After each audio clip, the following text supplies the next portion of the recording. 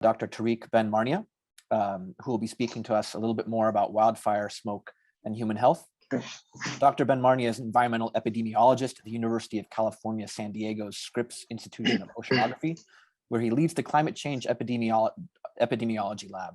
He finished his PhD in epidemiology jointly from the University of Montreal and Paris SUD in a postdoctoral position at McGill with the Institute for Health and Social Policy.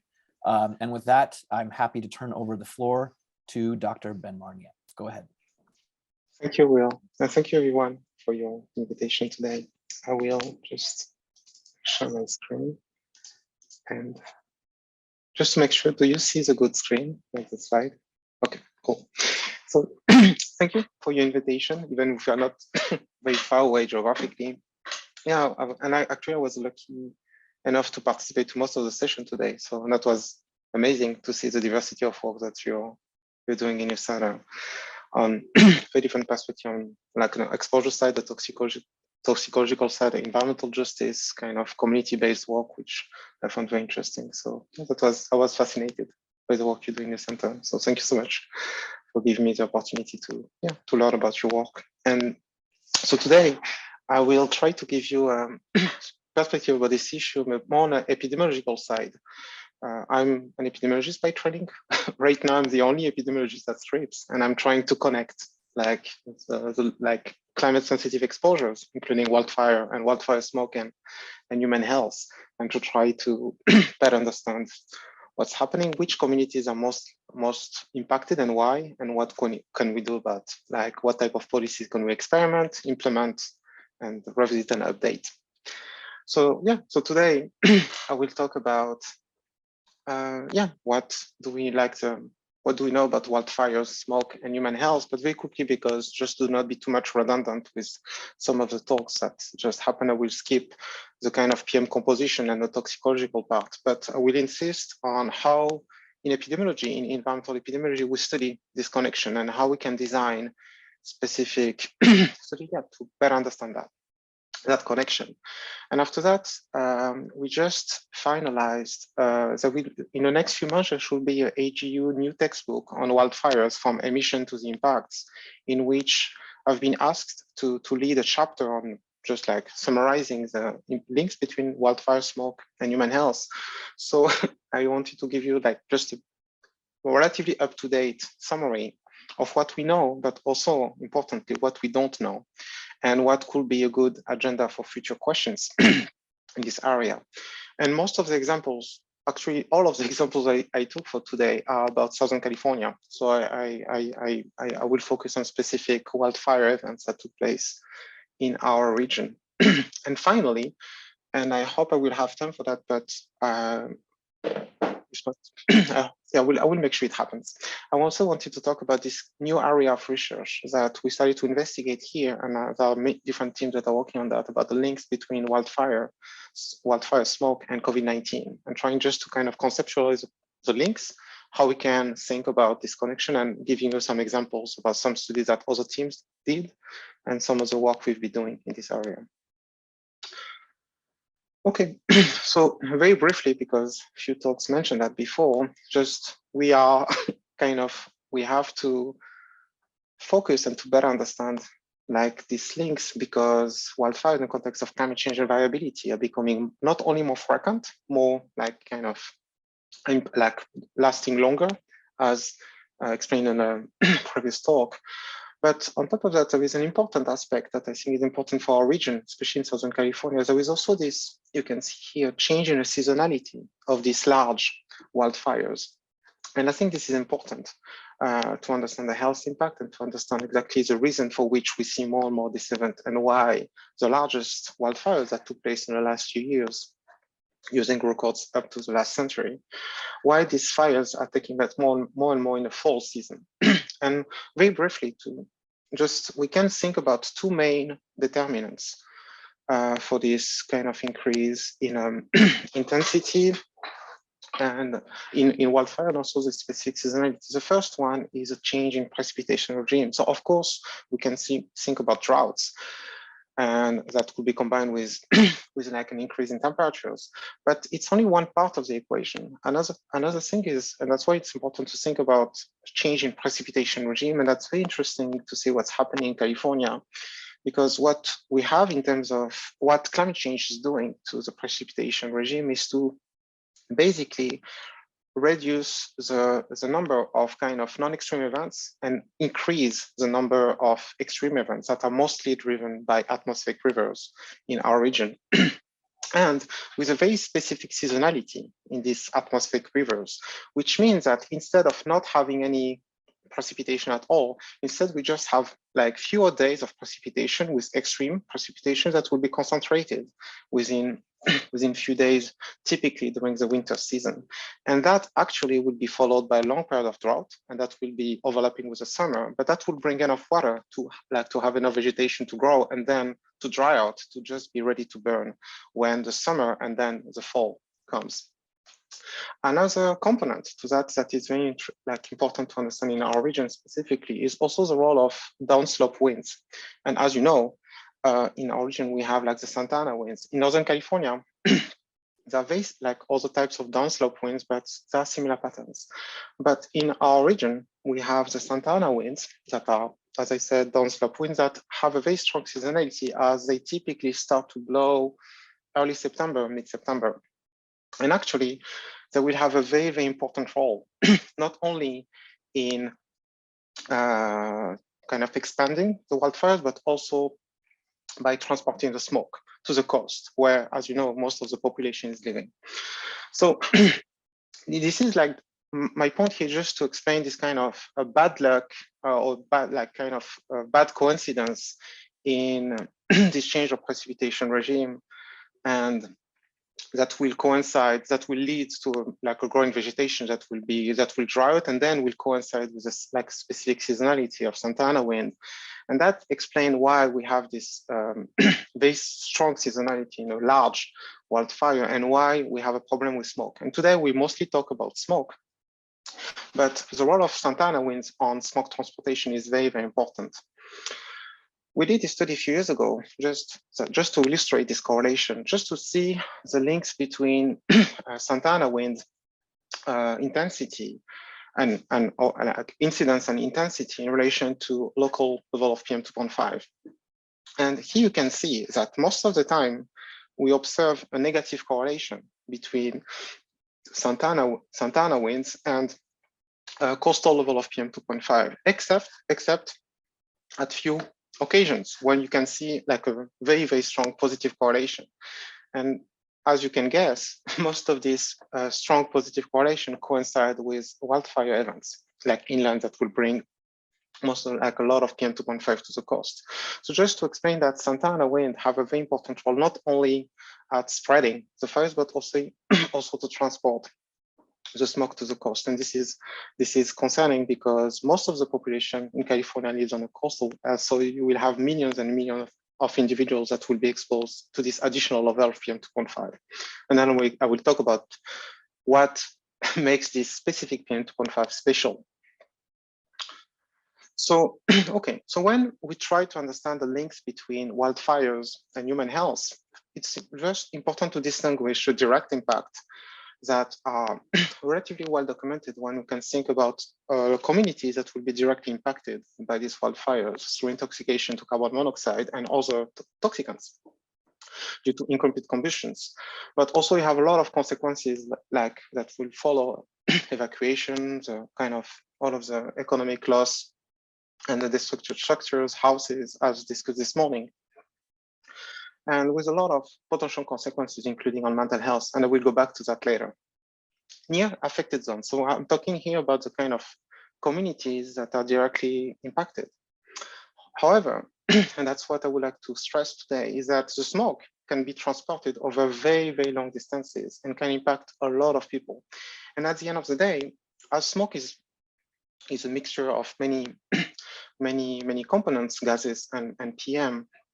Yeah, and PM can be transported over very long distances. And at the end of the day, when you try to understand the overall impacts of wildfires and wildfire smoke, most of the burden will come from the smoke that will be transported over a long distance, just because of the denominator, just because of the number of people that will be exposed to this level of smoke. And I will show you how we can understand that and study that later.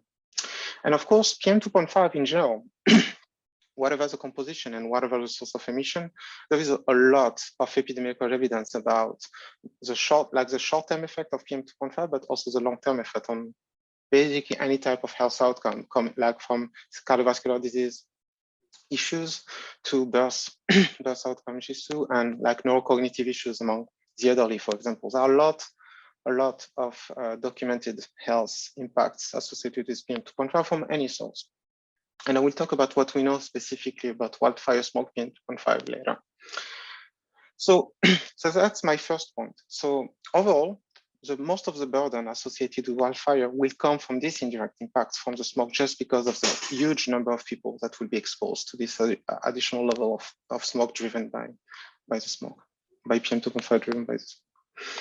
And another thing, just to contextualize and to important the significance of this links and of this problem in California, is that, as you probably know, in the last 3 decades, there were like very, very important declines in air pollution, in PM2.5 in particular, due to many regulations. However, there are many studies like this study by Ford and colleagues, for example, documenting that not only these declines are being kind of overcompensated by the increase in emissions from wildfire, but also now it means that these benefits have been canceled basically because of wildfire. And now in California, we have more and more wildfire problem in relation to PM2.5, and it's not going to improve in the context of climate change. And this study by Ford and colleagues shows that and conducted simulations to just highlight that PM2.5 coming from wildfire are going to become the dominant source of emission in the future.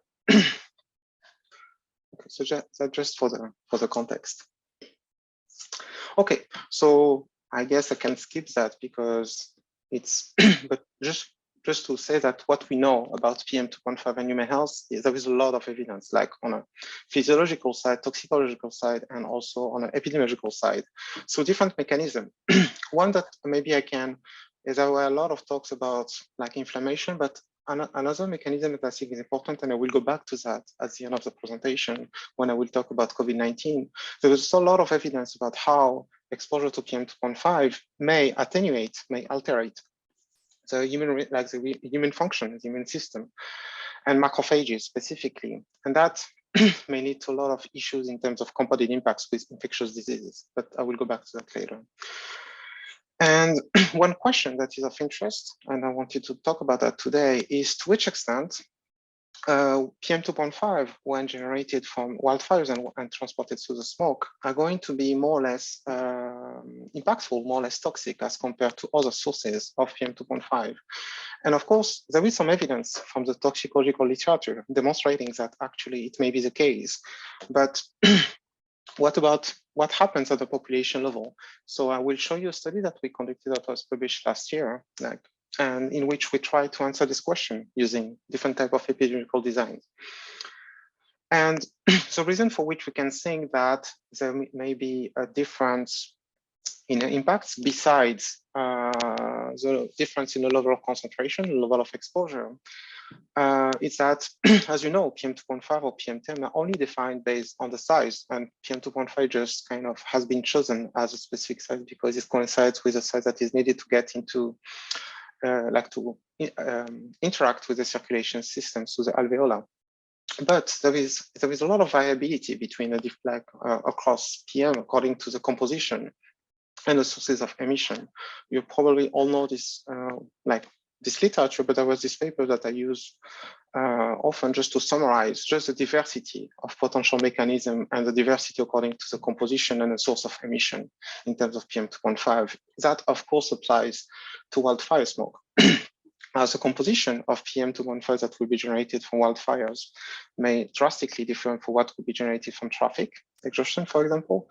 And there may be some other characteristics that could be interesting to characterize, like the oxidative potential, so which is becoming a very timely topic in this area. Okay, just some context about the policy, like the policy setting in which to which we're exposed to.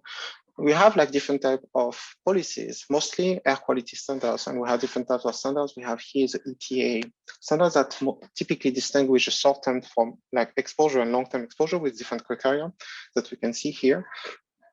And these criteria are used for many different applications, including to trigger air quality alerts or to have some like to help designating the counties in the context of like the NNAQS regulation and the Clean Air Act, with some exception, as mentioned in the previous talks about like specific extreme value, which actually but that's another topic. I didn't include any slide about post-wildfire, which is a very important topic. But yeah, there are a lot of discussions and things to to consider in this area.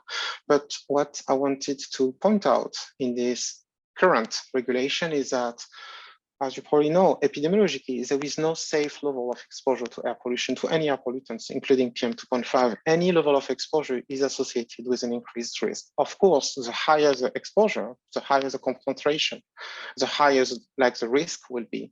But at the end of the day, any level of exposure is associated with a given risk. That's important to consider. So these guidelines, in any case, won't be fully protective anyway. But on top of that, these guidelines so far do not distinguish like PM according to their composition, and as you know, that could be an issue that could underestimate a lot of the potential impact. And of course, another important aspect is this environmental justice perspective, where we are not all equal. There are a lot of differential susceptibility across communities for different type of reason, in which that could be explained most of the time by a differential distribution of other social determinants of health that explain that for the same concentration, some communities may be systematically more impacted. And right now, these guidelines do not consider that variability. And I think that's a huge avenue for improvement for this regulation. That's why we need more and more evidence about guidelines that will be kind of adapted to this differential susceptibility across communities, to be equitable in terms of the protection that is provided to different communities at least.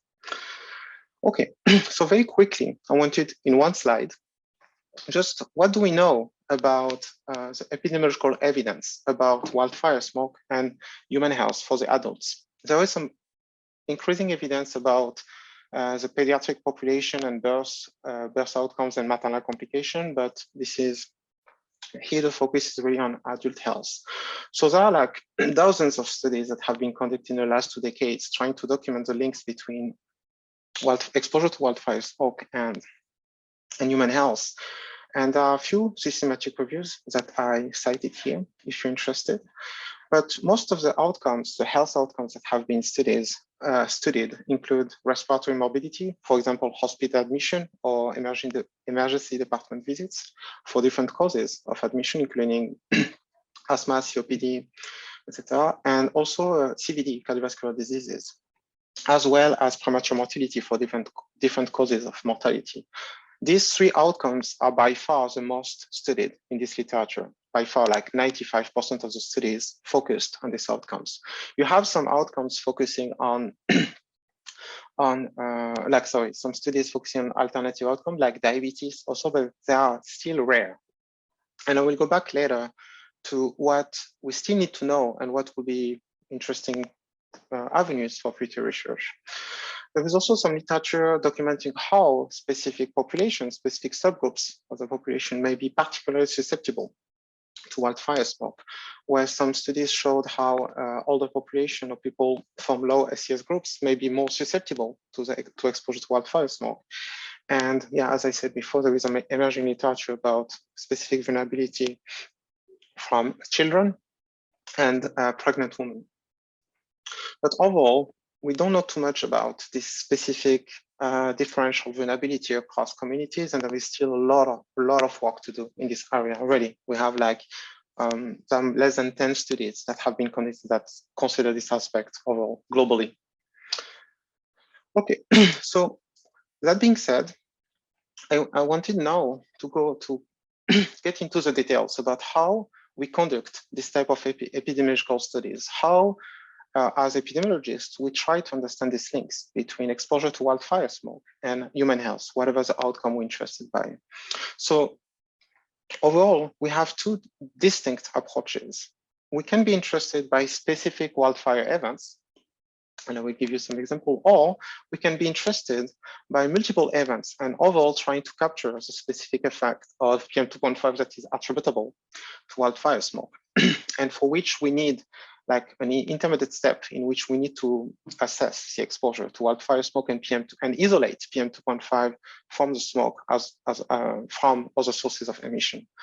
And to do that, typically we have two types of approaches to handle that problem. We can use dynamical approaches using chemical transport model or dispersion model, for example.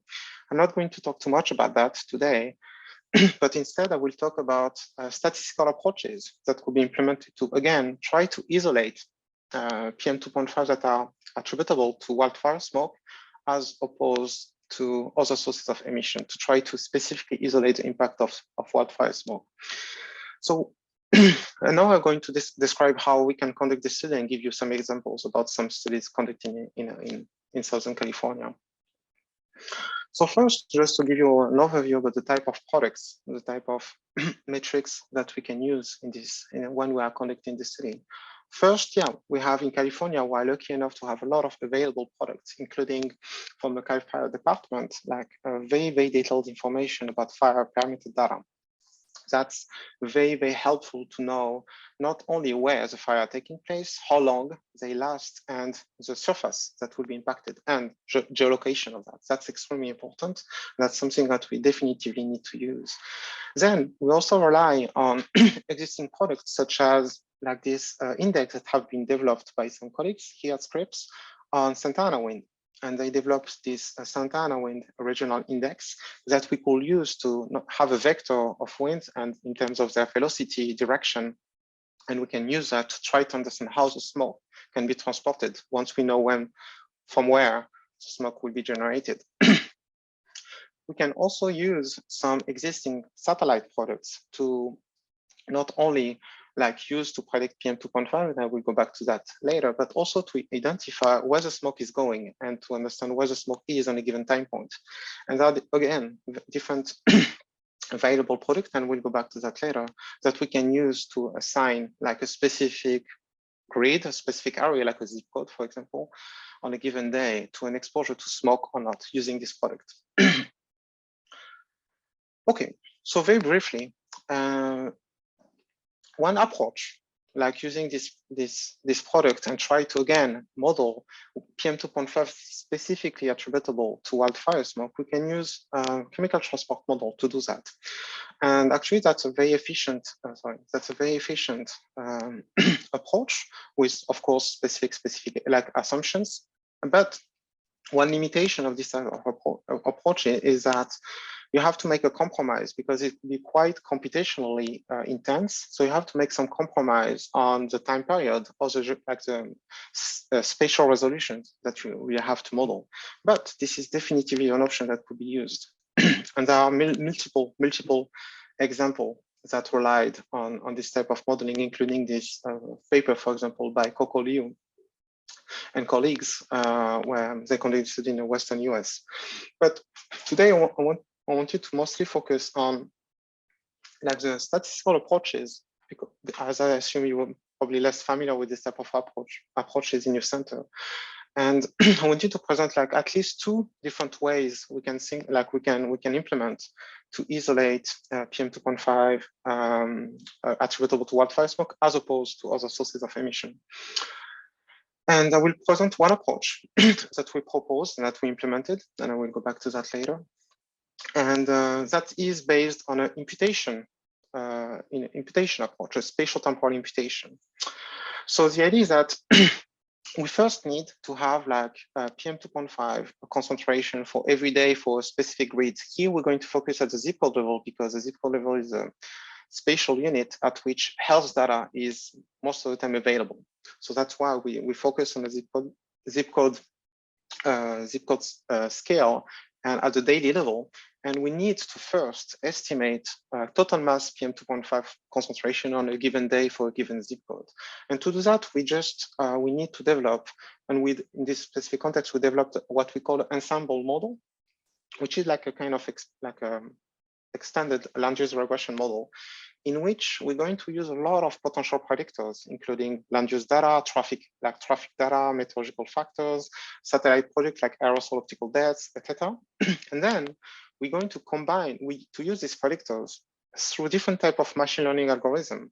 And the idea of these ensemble models is that instead of relying on only one single algorithm, like random forest, gradient boosting, deep learning, etc., we can use all of them and use this ensemble procedures through what we call bagging, is going to try to select which algorithm for a given space, like a spatial unit or given season, for example, will perform the best. So instead of picking one algorithm over the other, you can use all of them and try to compare them and pick and weight them according to their performance for a given spatial unit and a given season, for example. So once we do that, we can also validate this estimate using existing stations. And then we can, try to optimize this model until we get a product that we're happy with, that will give us, for a given zip code, for a given day, exposure to PM2.5 from any sources of emission. Then, so then we can follow these different steps to try to isolate wildfire smoke, PM2.5 attributable to wildfire smoke, as opposed to other sources of emission, all together. So first, we need to isolate, to identify which zip code, the zip code days exposed to wildfire smoke. And to do that, we can use some existing products like this one, for example, that is typically used HMS, just to identify which zip code will be exposed. And a simple approach, and this is what I presented here, is just to identify these zip code days, assign them as missing. So we're going to artificially remove the PM2.5 observation from this specific zip code day that will be exposed to the smoke, hypothetically. And then what we're going to do is going to use spatial temporal imputation techniques, using information about the days before, the days after, and the zip codes surrounding this exposed zip codes to try to impute the level of PM2.5 that will have been counterfactually observed in the absence of the smoke. And finally, we can simply compare what actually was observed to what will have happened in the absence of a given smoke event. And then doing that, we can, and of course, we can replicate that and cross-validate that. And at the end of the day, we can get, by this difference, get for a given day, for a given zip code, a specific level of PM2.5 that could be attributable to wildfire smoke. So just an example about how we can do that.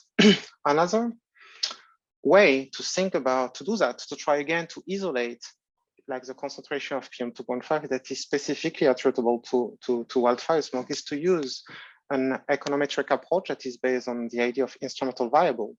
And here the idea is to do what we call a two-stage model, in which first, we're going to try to predict the viability of PM2.5 that is specifically due to wildfire smoke. So to do that, we use what we call a joint instrument. So we're going to use the fire parameters with a specific, a plausible angle. And we're also going to use the Santana wind index that I showed before. And we're going to jointly use these instruments to try to understand how PM2.5 specifically varies as a function of these joint instruments.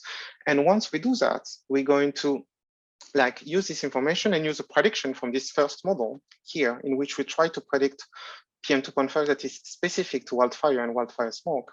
And then once we have that, we predict this with a prediction from this model that we use in a second stage model that will be linked to any health outcome of interest. And here, for example, we studied hospitalization for respiratory reason. And the idea is to try to understand how this specific health outcome is going to vary as a function of PM2.5 that is as specific as possible to wildfire smoke viability. So that's another way that we can implement to try to, again, isolate the level of PM2.5 that is as specific as possible to wildfire smoke. And again, all of that is to answer one specific question, which is to which extent, for the same concentration, PM2.5 generated for wildfire smoke is more has a higher impact as compared to other sources of emission of PM2.5 in Southern California. So we conducted a study that was, as I said, published last year, and that was led by Rosanna Aguilera, in which we wanted to answer this question. So here you can see like a concentration response function, which is by how much the risk of being hospitalized at the zip code level increases for 10 units increase of PM2.5. And that's all of the sources together.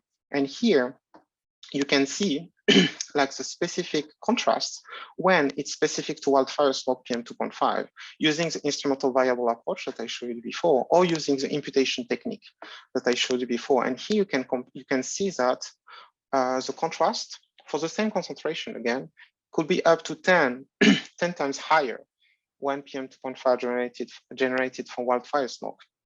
And we find lower contrast when we use less robust statistical techniques to try to isolate wildfire, because basically that would be just more like averaging PM2.5 from other sources of emission. But overall, we found a specific pattern that for the same concentration, when PM2.5 is generated from wildfire and transported to the smoke, the impact for the human population in Southern California seems to be consistently higher. So that was the first study that I wanted to show you today. Just checking the time, okay. Then that was how we can study multiple events. So here in this study, we focused on almost 13 years of data. So we focused on 13 years of specific wildfires. So that's one option. But there are a lot of studies that only focused on single specific wildfire events. You have these two examples about this, like this study conducted like assessing the San Diego 2007 fire in October, or this study about the 2010 wildfire in Moscow. But I wanted to present a specific case study that we conducted about the Lilac fire that you probably remember from a few years ago. And here we wanted to assess to which extent this fire had an impact on a pediatric population here in San Diego using data from like the Radis Hospital. So here, this is just some kind of background information about the specific fire that took place in a north of the county. So I just wanted to give you just some intuition about the type of methods that we use in epidemiology to study this type of events, and just how we do that and how we conceptualize. We try to identify the specific effects. So one approach is to use what we call interrupted time series analysis. And the idea here is to capitalize on a specific timing of the wildfire, because we can, in most settings, argue that the timing of a specific fire or the timing of like the smoke coming and impacting population may be random. And actually, we can try to understand to which extent there is an interruption in a given time series of a given health outcome. And to do that, that's exactly the setting for using what we call interrupted time series analysis. And we have two different ways to implement what we call ITS, interrupted time series analysis.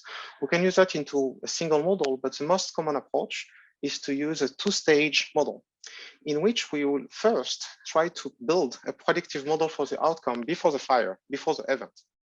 And to do that, we can use different type of algorithm again that have been developed to predict a given dependent variable of interest. And we can think about ARIMA, we can think about random forest, and other type of machine learning algorithms that are very efficient for this type of prediction problems. Machine learning algorithms just ideal for that, not for other problems. For that type of problem, that's exactly what we need. And then the idea is to try to develop a model that will predict the viability day to day for a given health outcome of interest using many types of predictors, including calendar variables, but also meteorological variables, etc. And once we have a model that we are quite happy that fits quite well with like the observed data, then we're just going to apply this predictive model to the period during the fire. And then we're going to simply compare what we simulated that correspond to what would have happened in absence of the fire to what we actually observed. And that's one way to try to isolate and quantify the burden associated with a single specific event. And that's what we did for the Lilac fire. And here you can just see one specific, like a summary of the results. And here you can see on the first line that on average, we have this is average number of respiratory hospitalization among the pediatric population in San Diego. And here you can see that it was like more than half of this number that actually was happening the fire. So we found that the Lilac fire during this specific week was associated with an average of 16 additional daily hospitalization among the protected population. And then we did some analysis by some subgroups of the population. And we also conducted some falsification tests. And the idea of a falsification test is just to pick a random date in which we know no fire happened, and we expect to see no effect. And that's exactly what we saw. So that's just a good way to be more confident with what we are estimating. So that was just an example about how we can study single events. Another way we can think about studying this single event that we can conceptualize as natural experiment is using what we call synthetic control methods, and specifically generalized synthetic control methods. And I will explain just give you an intuition about how we do that. So this approach, like generalized synthetic control method, is an extension of the canonical synthetic control method that have been proposed many years ago to mostly study policies. But the idea here is that we can definitively use these methods to evaluate the impact of extreme weather events on human health. That's a perfect fit. And this is what we propose in this paper that will be published very soon about how we can rely on these methods to study these problems. And the idea basically is to have one specific set of exposed zip codes to a specific event, a specific shock like a wildfire, and a set of control groups like zip codes that were not exposed at this specific time point to the wildfire. So for example, here we have California, and we focused on one specific event, like the wildfire that impacted Southern California and San Diego specifically in October 2007. So here we can identify in red the zip codes that were typically exposed to this fire. Here in yellow, this is a fire parameter, and in blue, this is just like all of the zip codes that are eligible to be control groups. And then the idea of this synthetic control approach and this generalized synthetic control approach is to try to build a synthetic control. So like a group that will be very similar to this red zip code, exposed zip code, but we're not exposed. And we're going to try to mimic the trend and to try to, using weighting procedure, to try to mimic the trend before the fires. So then we can have a good approximation of what will have happened in these red zip codes in the absence of the fire. And to do that, basically, we just have multiple time series for the exposed zip codes, but also the controls zip code.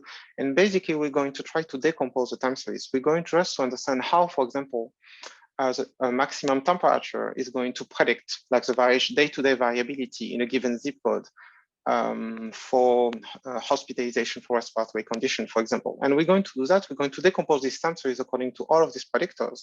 And then we're going to do that for the control zip codes. We're going to do that for the treated zip codes. And then we're going to make like treated zip codes with this kind of what we call latent factors. We're going to match them or weight them with the control zip codes that are very similar. And using that, we can make this very, very like similar pattern that you can see here. This is a blue line that is very similar to what happened to the treated group. And this is how basically we can use this approach based on synthetic control methods to estimate the potential health impact associated with one specific wildfire.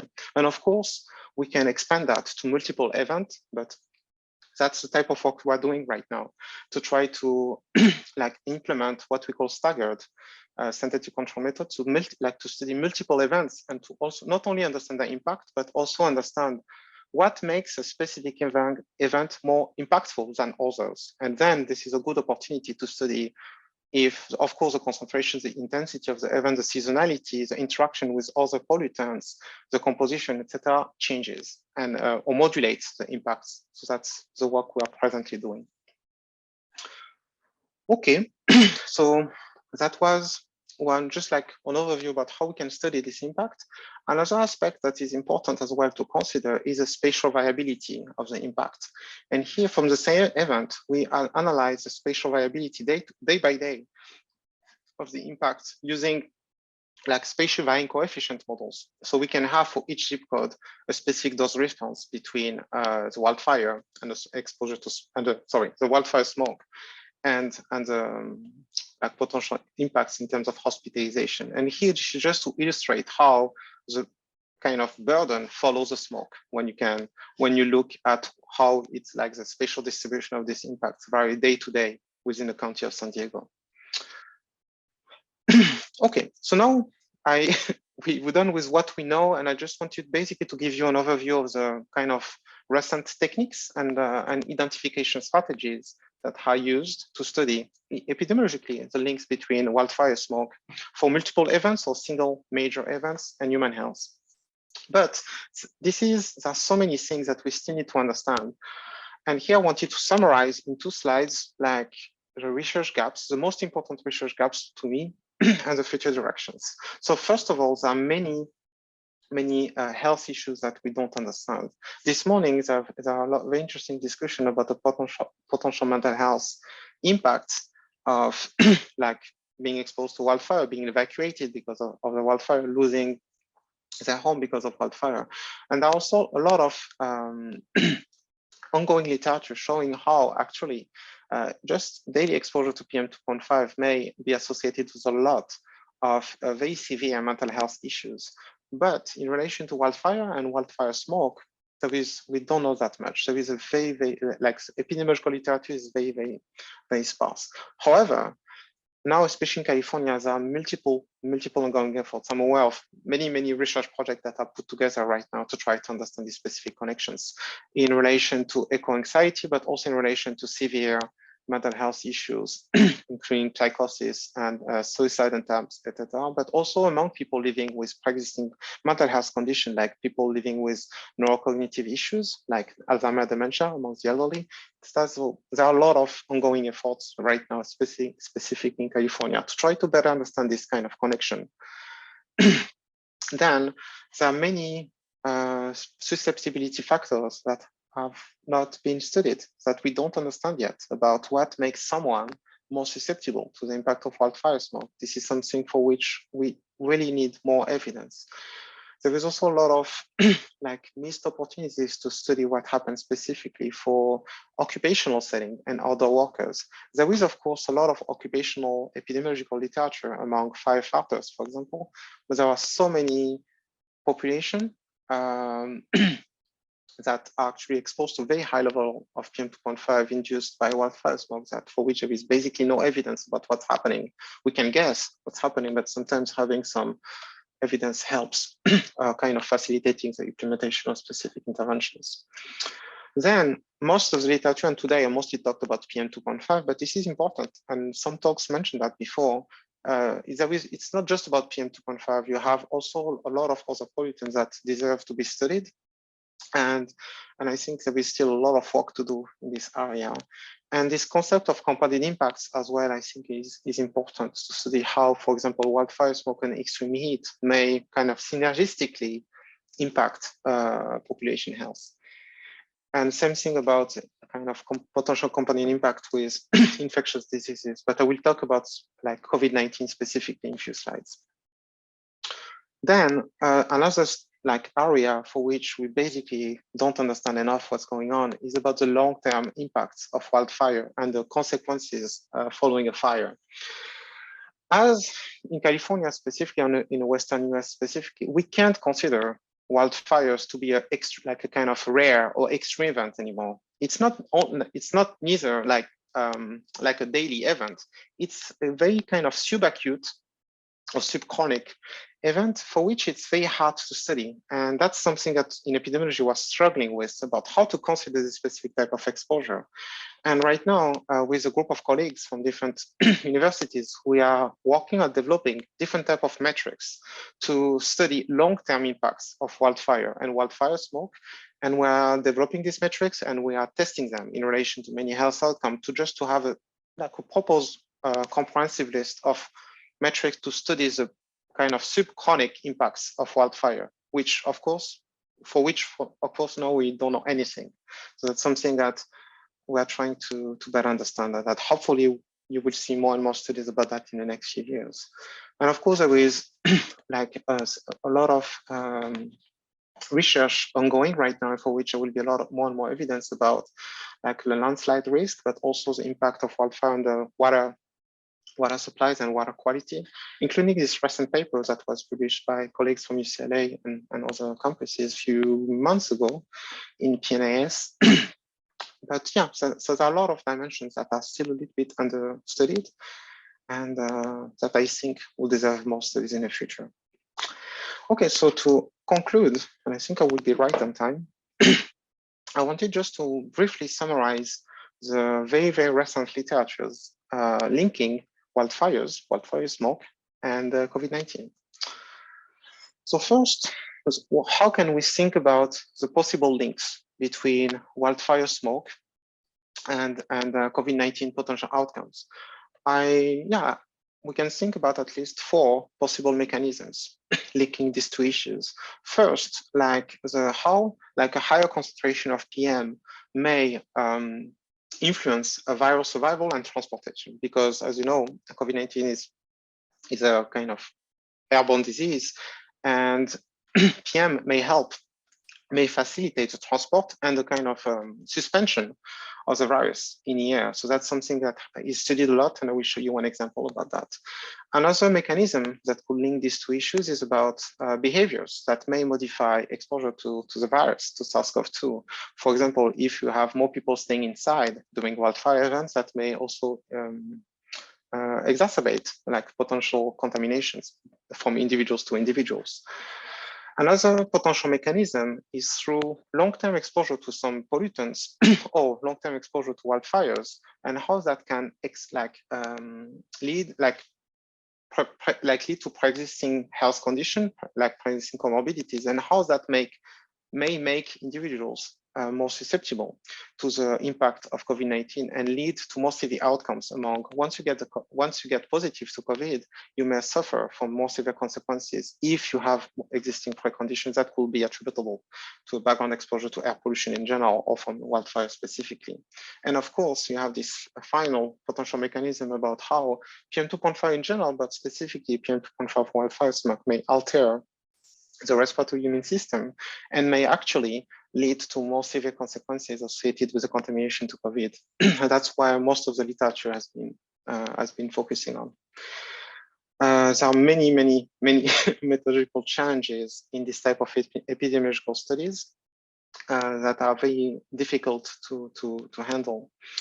But first, that's one study that I wanted to briefly mention that have been conducted in Reno, just to show how like a specific wildfire actually led hypothetically to an increase in a probability of being contaminated by SARS-CoV-2 and to a higher number of cases of COVID-19. Just like testing this specific hypothesis about a higher concentration of PM leading to to facilitate the transport and the suspension of PMs that contain the virus. And they found actually that during the wildfire, there was an increase in the number of positive cases of SARS-CoV-2. And that's another study, but here focusing on how exposure to wildfires actually led to an increase in a number of COVID-19 hospitalization and COVID-19 deaths. So which means among people that are infected by COVID, how many people are going to die from COVID, or how many people are going to be hospitalized or go to the ICU.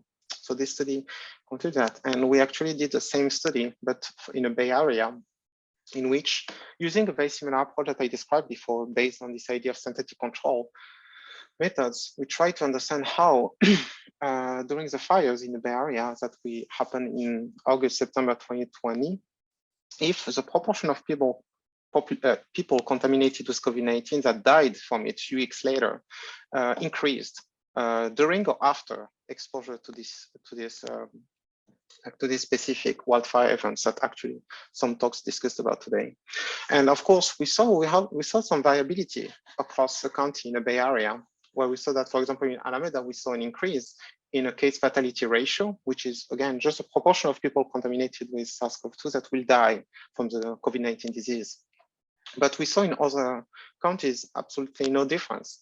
And we saw in San Francisco, very different patterns in how the case fatality ratio evolved during and following the specific fire. And we didn't find any effect in other countries. So just showing that there is a lot of viability, and that's an ongoing topic, and for which we still need to conduct a lot of studies. And actually right now we're conducting a study to try to understand that, but on both sides of the border, and try to understand how Tijuana and San Diego may differ in terms of susceptibility, and how, especially in terms of these COVID-19 outcomes, interacting with like environmental determinants of health. And I think that was my last slide. So thank you so much. And I hope it was a nice opportunity for you to learn how epidemiologically we can approach these problems. And I hope you find that complementary with the type of work you've been doing. But again, I found fascinating. So thank you so much. Great, thank you very much. Thanks, Dr. Benmarhnia. I'm taking over for Will, who had to go teach. So I had a question. So in one of your slides, you were mentioning looking at correlations with other factors such as ozone, some of the, I suppose, some other organics in the air and things like that. So what I was kind of curious about is that there are some pulmonary effects from agriculture activity, and then there are different components in urban settings and things like that. And I wondered if you were looking at, if there's a way to look at the impacts of wildfire smoke and then with the superimposed effects of other environmental aerosols, are there distinct differences, say, like Central Valley, you know, where there's a lot of intense agriculture activity versus LA, where there's a lot more, you know, like diesel exhaust, or other distinct patterns in terms of the health effects? Yeah, that's something that is definitively feasible. It's of course easier to study for the short-term impacts, because then, for example, when I showed you like the spatial varying coefficients, we can try to understand first that there is some spatial variability in the impact, and then we can assign for each of the spatial units some characteristics about like background exposure to other sources of emission, for example, or anything that we want, including like the population composition, etc. And then we can try to understand how these factors may explain a variability or like an exacerbation of the impacts. So for the short-term impact of wildfire, we can definitely try to do that and study these compounded impacts. It's of course way more complex when you want to study the long-term kind of interactive impact. That's way more complex. But for the short term, I think this is definitively feasible. Great. Okay, I see a question here from Erica. Let me see if do you know what the hospitalization rates would look like if you look separately at patients with no pre-existing lung disease versus exacerbations in people with existing chronic lung disease before and after the fire? Is that clear? Yeah, so it depends on population, but if we look at the pediatric population here, we can do that. And actually most of hospitalization, ED visits among the children and adolescents in San Diego that we observed, most of them was among individuals with pre-existing respiratory condition. Most of the time, this is an asthma exacerbation that leads to a kid to show up to the ED. For adults, this is more complex to study, and this is just an administrative issue for us, because in a hospitalization record that we have access to, that we use, we don't have information about pre-existing condition, unfortunately. So the only way we can study that is to just like conduct a specific cohort or to link with existing cohort, and that's what we're trying to do right now with like one cohort that is called the California Teacher Study. And we will have access to this information to test that. But the reason for which I can't answer that for the adult population is just because the administrative health data sets do not provide that information to us, unfortunately. But I will bet that yes. I was curious about the COVID, it's kind of running two experiments at the same time. There's the dynamics of the spread of COVID through the different communities across different counties, and just basically that modeling that versus the dynamic aspect of the wildfire smoke under different conditions. And it's like who imagined you could have had both experiments going on at the same time? But I mean, I'm imagining there must be a movie that could be, maybe not that you'd be able to, not that people would understand what they're looking at, but if you had that movie where you had the modeling of the spread of these impacts at the same time, then you'd see areas where there'd be a local peak of both COVID transmission and wildfire exposures, the smoke exposures. Is that possible? I mean, is that doable? So yes and no. But for what we try to do here is because we don't have, for example, for a given county, by definition, we don't have Alameda County during exactly the same period of the pandemic and without the wildfire. We don't have that. So we try to recreate that. And actually, luckily, we have access to all of the other countries in the US in terms of information about number of new cases of COVID-19, how many people got hospitalized, how many got into the ICU, and we have different dynamics in terms of contamination. So what we try to do is to build this, what we call a synthetic control of Alameda County. And actually, instead of using a county specifically, we basically use individuals from different counties to kind of constitute like Alameda counties that will not be exposed to the fire, and trying to understand the kind of dynamics of the contamination and potential severity outcomes following the contamination, and to recreate that. And that's what we try to do, just to mimic this kind of counterfactual world, this kind of alternative universe in which the wildfire would not have happened. Okay, thanks. That's really fascinating. Any other questions up here? Anybody? Okay. Again, thanks everybody. And also thank you, Dr. Benmarhnia for presenting a really fascinating story. And it fits so perfectly in today's theme. So maybe I'll, oh, here's one. Iqbal has a question. This was that was kind of curious. He was saying there would be COVID rates increasing preceded the wildfire smoke exposure. Is that just an accident of the rate of the transmission? They're not going to be a perfectly correlation. I mean, so how do you interpret that sort of thing? Yeah, no, that definitely can happen because the fire took place, and that's, I hypothesis, randomly, independently of the COVID-19 dynamic. So you can, and for some countries actually, this we can see, for example, for Contra Costa. I'm not sharing my screen, which doesn't help. You can see here, for example, that here you had a peak, and this peak is totally independent for the wildfire because it just happened before. And as you probably know, when you calculate this case fatality ratio, when we get at this time this was a non-vaccination period, of course, because now this is a different story with the vaccination. This is a very different context. But at this time, on average, people that would have eventually died from COVID, and got contaminated, it took place 2 to 3 weeks after contamination. So when we see this increase in mortality among people contaminated, it has nothing to do with wildfire. But what you try to do is, I don't know if you can see this gray line, is to try to mimic that with control counties that we use from the rest of the US that were not exposed to the fire. And then we use that, of course, but you can see that Contra Costa, nothing happened specifically. So this is just like, I think it's important as well to show this kind of very clear results. The results we got before, like for the kind of whatever method we use, we systematically found that PM2.5 from wildfire more impactful than other sources of emission. We found the same pattern that was consistent, but I think it's not the same story.